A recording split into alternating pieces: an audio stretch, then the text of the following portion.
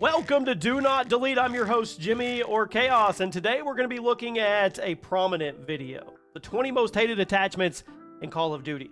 And we're going to watch it, and then at the end of the video, I'm going to tell you where I got it right, where I got it wrong. I'm going to expose myself if I didn't get this listing correct, because there's a lot of pressure and a lot of responsibility to be the Call of Duty historian of YouTube, right? So we're going to watch it, and then we're going to look at it with a critic's eye at the end, and see if we actually got this right. Attachments are a great way to make video game guns feel more unique, and they let you fine-tune the weapon to your playstyle, but some attachments throughout Call of Duty history, they've been a little too good, or perhaps they were just a little too cheesy and they earned themselves a bad reputation. What is up, everybody? Jimmy or Chaos. Today, we're going to be talking about what I think are the 20 most hated attachments ever put in Call of Duty multiplayer. You let me know in the comments which COD attachment you hated the most. Drop a like, and I have to address this really quick. Somebody on the last video said you are 100% using AI as your commentary in your video. I can tell. It just blew me away. I've never used AI for my voice at all, but I thought it was absolutely hilarious, so I wanted to share it with you guys and let everybody know. There is no AI Jimmy here. It is me with all the mistakes and errors and everything and cuts that we have. Always, all the time. Just had to put that out there. At number 20, the thermal scope. Now, this is a staple of COD. It's perfectly possible to use it respectfully, but several thermal scopes throughout the franchise, they've been too easy to abuse. Black Ops 3 1, the Ghost versions immediately stick out in my head. I have memories of running around the gigantic maps of COD Ghost only to get lit up by somebody from 200 yards away who was sitting on a vantage point with their face pressed firmly against their thermal scope for the entire match. Again, there's plenty of ways to use the thermal scope in a diligent, honorable way. But there was also way too many people who abused the way they lit enemies up from across the map, and I think it's a good way to start today's list. MMS. Now, this optic only appeared one time in COD history, and that was in Black Ops 2. Now, it was largely overshadowed by a certain other optic that we'll talk about later, but the MMS was still an extremely hated part of the game, especially if you were playing on PC. It was a short-range optic that would send out this little vision pulse every few seconds that would let you see people through walls. Literally see people through walls. Now remember, the vision pulse ability in Black Ops 3, that's what we got here. I mean, it was literally just that ability, but put on an optical attachment on top of your gun so you could get it whenever you held the gun up to your eyeball. Now naturally, the MMS was seen as a cheap part of the game. Largely looked down upon, but every once in a while, you would find somebody using it on a FAL or a SCAR, and it would just let them spray targets through walls without consequence. You know who you are, and also I think you could see them through smoke as well. At number 18, the underbarrel drill charge. The rebooted Modern Warfare series expanded the underbarrel launcher meta. Why? I don't know. Made lots of different ammo options for various launchers, and while this did shake things up, I guess in a fun way for some people, went a little too far. For example, the underbarrel drill charge, I'm just going to say, I'm going to label it stupid. It was literally a drill charge launcher you could load onto the bottom of your assault rifle and spam at anybody you saw. You didn't have to sacrifice your lethal equipment slot on handheld drill charges, and most of the assault rifles didn't need 5 attachments to be good, so you could put it on your gun for free in most cases. And since there was almost always somebody using supply boxes on your team, you could just keep resupplying. I mean, I guess it was good for clearing out campers, and that's always a good thing, but if you were going up against somebody just running and spamming them across the map, it's pretty annoying. Let's stick with the theme. Underbarrel snapshot. In Modern Warfare 2019, similar to the underbarrel drill charge, this attachment was widely hated, but for different reasons. This attachment lets you put a snapshot grenade launcher on your rifle, which made you the best player in the game if you were playing a round-based mode like Search and Destroy. Simply equip the snapshot grenade launcher to your rifle, and then at the start of the round, fire your snapshot grenade across the map at the enemy spawn point, and your team would instantly get a good look at which direction the enemy team was going and which bomb site needed extra attention. This was a super cheap way to do things, and way too powerful. At number 16, 100-round AR magazines. Now, there haven't been many examples of this throughout COD history, but there have been a few, and that's enough to get it on the list today. Extended mags have been around for a long time, but in a few of the post-Warzone COD games, there were 100-round drum mags available for some of the assault rifles, and that's just too far. A 100-round mag should be reserved for LMGs. If you're going to have the ability to spray 100 rounds at someone, you should be punished with slow movement and bulky recoil like what LMGs usually have to offer. But when you can slap a 100-round mag on something like the Kilo 141 or the XM4, there is no consequence for the spraying power because the movement penalties aren't nearly strong enough to make you feel like you're actually at a disadvantage for equipping it. 100-round mags should never be on assault rifles in Call of Duty. At number 15, high caliber. This attachment was part of COD for several of the PS4 era games, and nobody liked it. On one hand, it would give you a hefty increase to your headshot bonus damage, which that rewarded precision. On the other hand, it made the game feel really inconsistent because the default headshot damage was turned way down in order to compensate for it. So you would pop somebody in the head 3 or 4 times and they would walk it off as if you had shot them in the foot. Meanwhile, a high caliber user could just shoot you 2 or 3 times with the same gun and you're gone. It also didn't help that the view kick system in games like Black Ops 3 and COD World War II and even Infinite Warfare made it so your gun would almost always kick straight up when you got shot. So if you were aiming at somebody's chest and they shot back at you, you got a free headshot kill. Now, I can see why developers thought high caliber was a good idea in practice, but it really made the gunfights feel very inconsistent. At number 14, extended mags in the World at War version. Now, extended mags are perfectly fine, and we always expect them in Call of Duty games, but if you were playing World at War back in the day, you probably remember just how frustrating they could get because of how big they were.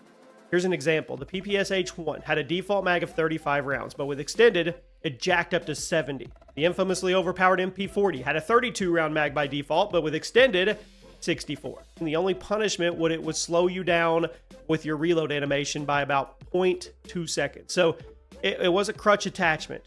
Extended mags are a staple of Call of Duty, but they were kind of busted in World at War, and everybody who played the game remembers getting frustrated at somebody just running mindlessly, spamming them. At number 13, Stock 2. Yep, Stock 2. I mean, it's another attachment that was part of COD for a long time. Nobody had a problem with it, but in Black Ops 4, Treyarch decided to add Stock 2 to the mix for certain weapons. That's when things got out of control. Stock 2 would let you move at full speed while aiming down the sights of your gun with no penalty to your accuracy whatsoever, which meant you could zip around corners, run right through enemy lines, and you would still maintain that perfect ADS accuracy. Now, in certain guns like the SOG SMG, Stock 2 was borderline overpowered. If you were going up against a pub stomper or CDL player, there was a 100% chance they had this. At number 12, slug rounds. They've been part of certain shotguns by default, but they turned into attachments starting with Modern Warfare 2019. Now, certain COD games have been pretty useless when it comes to slug rounds. Other games have been absolutely ridiculous with them, and if you played a game like Black Ops 6, slug rounds could absolutely ruin your day. They drastically increase the one-shot kill range on shotguns, and if you're going up against someone who has decent aim or is just camping in a really cheesy spot, it can be infuriating. Nothing is worse than getting instantly killed by somebody using a shotgun from 30 to 40 feet away. At number 11, the monolithic suppressor. It was one of the most spammed attachments in the original Warzone, and it got to the point that many people were asking for it to either be reworked or removed from the game entirely. This thing would take your shots off enemy minimaps. It would increase your damage range. It would speed up your bullet velocity. So it kept you off the radar, made it easier to erase people from range, and there really wasn't any consequence for you using it. Yes, you had to aim down the sight slightly slower. But since this was an attachment meant to be used at mid-range combat, that's not a problem. Monolithic Suppressor was a crutch attachment in Warzone 2020, and even though it made every gun sound really cool, it's probably a little too good for the kind of game that Warzone was supposed to be. Now, I'm not going to deny I'm a bit nostalgic for it, though. We all knew it was busted, but we had it on every single class. At number 10, the Bayonet. In older COD games, everybody had a one-hit kill melee attack in the form of a knife. But starting with Black Ops 3, the melee is now a 2-hit kill since your character uses the butt of their gun to smack the target instead of magically pulling out a knife, killing you. It's more realistic, but it also made that bayonet-style attachment more frustrating. COD World War II had bayonets available for all the rifles. Black Ops 4 even had a pistol bayonet, and there were several other attachments in recent games that magically turn your gun into a one-hit kill melee.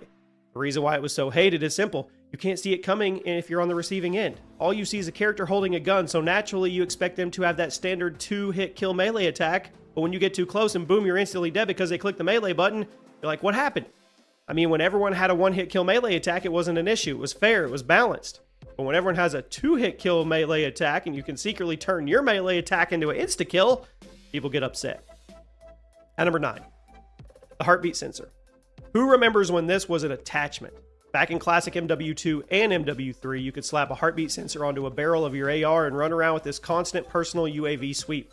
Now, there was a couple perks in the classic games that could counter the heartbeat sensor, but it was still a super cheesy part of the game that took a lot of situational awareness out of the equation. Why would you need to pay attention to your surroundings when you could literally just put a free UAV on the barrel of your gun? At number 8, the target finder. Easily the most hated optic in COD history. It appeared in Black Ops 2 and it never came back. I wonder why. close range optic that would take up most of your screen, but if anybody walked into the frame, they got this big red diamond painted right on them, making them easy pickings for the user. So people would equip the target finder to an LMG, find a corner, find a nice vantage point, hold down the left trigger, and just sit there and wait for people to walk into their field of view. At which point, you just point at the big red diamond on your screen and light them up before they could have anything to possibly... They didn't even see you. It was an optic that was only used by campers and spammers, and for that, it earned the place as the most hated Hall of Fame. And also, here's a trivia question. With extended mags, how many bullets could you start off with your LSAT? Let me know. At number 7, select fire and full auto. Black Ops 2 was the very first COD game to introduce some kind of select fire attachment to various guns. And for this entry on the list, I'm just going to lump all the select fire type attachments into one entry. Now, there's plenty of attachments throughout COD history that turn semi-auto or burst fire weapons into fully automatic ones, and they're almost always game-breaking in some way. Heck, even back in the original Black Ops 2 appearance, the select fire attachment led to several nerfs because the burst fire weapons, they were just way too powerful when used in full auto, obviously. You want to turn a full auto weapon into a single fire or burst fire weapon, okay. But attachments that turn burst fire weapons into full auto, I mean, that was definitely going to provoke some rage quits, and it did. At number 6, rapid fire. Another attachment that's been around for a long, long time, and it's taken on several different places in the customization menu. Sometimes it's a fire mod, sometimes it's a gun perk, sometimes it's built into a different attachment. But you guys know where we're going here. Any attachment that drastically speeds up the fire rate of a gun is going to be a major point of criticism in the community, especially in the newer games where the gunsmith system means you can do more or less anything. You can eliminate any of the penalties that should come with speeding up the fire rate. Back in the day, using a rapid fire attachment would at least increase your recoil pretty significantly, but now, just throw on an extra attachment or two and entirely offset any recoil penalties that come with speeding up your time to kill. Several guns over the last few years have been totally busted with rapid fire. I had to squeeze it in the list somewhere. Now we arrive at the top 5. Akimbo. Now, it's not technically an attachment, I know that, but I think it should qualify for the list because it takes up an attachment slot, and it's absolutely infuriating to go up against in most cases. Being able to run around with 2 guns at once is pretty cool, but if you're on the receiving end, it just means you're going to get killed twice as fast by somebody doing their best to get as close to you as they can. It also doesn't help that the Akimbo attachment is often paired with some of the most obnoxious guns in the game. Full auto pistols, fire shotguns, super fun to use, absolutely hated by most of the community for how annoying they were to go up against. At number 4, the Skull Splitter. One-time attachment, Black Ops 4, would make the Mozu revolver an insta-kill to the head from any distance on the map. Didn't matter. Sound cool, definitely fun to use. Also one of the most controversial parts of the game because this was also a game where the time to kill was much longer than normal. So you'd run around the map, have to shoot somebody 6 to 7 times or more before killing them, or you could just click on their head one time with a dinky little revolver and they hit the floor. I know, it took up a lot of slots on your pick 10, but who cared?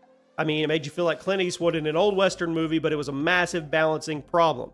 And, speaking of Black Ops 4 attachments, at number 3, the strobe light. I didn't forget it. The strobe light was available for the SG-12 shotgun, had to be one of the most infuriating things ever put in a COD game. By holding down the left trigger, you would activate a strobe light on the barrel of your gun, which would not only blind anybody who got too close to you, but it would also disable the aim assist of anybody who was affected by it, which meant it was almost impossible to counter with certain range. Did AI do that with one breath? If you were hit with a strobe light, you might as well have just put down the controller, walked away, because not only would you not be able to see them, but you were going to be at a hefty disadvantage while fighting back, because even if you did get your gun out, the lack of aim assist meant they were just going to strafe out of your reticle and blow you away. I'm glad it never came back. Frankly, not really sure why it was put in the game. Pretty sure it was a troll. At number 2, the grenade launcher. Noob tubes, I mean, they were one of the original gun attachments all the way back in COD 4, and even though they were nerfed and reworked it a few times, their legacy lives on. Their appearance in classic Modern Warfare 2 was so dominant and game-breaking that people have nightmares about getting cross-mapped by somebody sitting in a corner and endlessly resupplying them with one-man army. But sometimes the crazy Modern Warfare 2 version of the grenade launcher causes people to forget they've been in a lot of COD games. The original COD 4 version of the grenade launcher was nuts. The OG Black Ops version, extremely strong. You put it on an AK-74U for some reason, we still don't know why to this day. And the Black Ops 2 version, insanely underrated. Underbarrel grenade launchers were deleted from COD for several years before being brought back in the Warzone era, and they're nowhere near as strong as they were, but they're still one of the most hated attachments ever put in a multiplayer FPS. If somebody gets caught using a noob tube in COD multiplayer, they're going to get roasted by the game chat. Now, number 1 today, I'm going to go with incendiary shells. They were introduced to COD multiplayer with COD World War II, and right from the out of the gate, people were asking for them to be removed.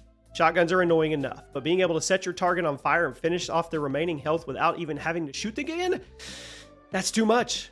But surprisingly, despite all the backlash towards the fire shotguns in COD World War II, incendiary shells they've appeared in every single COD game since, and they're hated every single time. I have no clue why fire shotguns keep coming back, because everyone agrees they're cheesy and detrimental to the game as a whole, but here they are. One reason or another, they keep coming back every single year. You already know they're going to be back in Black Ops 7.